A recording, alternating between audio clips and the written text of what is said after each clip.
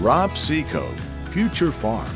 Today's innovations, tomorrow's solutions.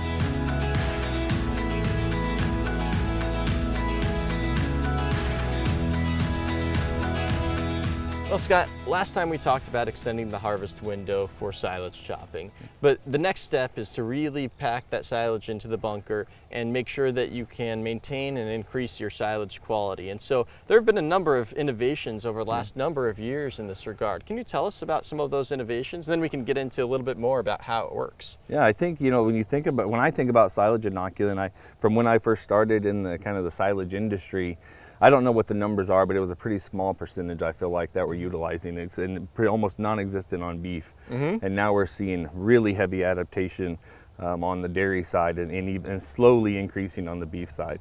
And so some of the big things that you see, probably the one that jumps out to me the most is there's products out there now that can really quicken the time that you're able to open up that silage pit, whether you're talking about a bag or a drive over pile, whatever it may be. And so there's products out there now that you can open it up in 15 days. Wow. Now, what does that compare to a typical bunker, timing on when you can actually open it up? Yeah, I think generally speaking, we'd like to try to get to at least 60 days, before we open up any bunkers. But the ability to be able to have that pH at a good level and capture a lot of that quality is so huge for a lot of, particularly any farm that maybe has limited land base and they have to get into their silage really quick. It's a big deal. Yeah.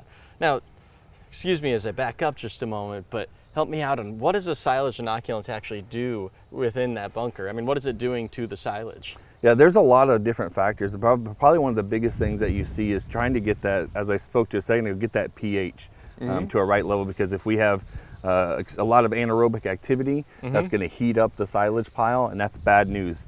The two biggest enemies of a silage pile is oxygen and heat. It leads to the nutrient degradation in the pile, and then we're feeding stuff that's just not near as good a quality, because the goal is to capture, kind of like we talk with traits, right? On a corn side, trait is to maximize the potential of that plant. Silage inoculant's going to do the same thing. You're trying to maximize the best quality that you can by applying that.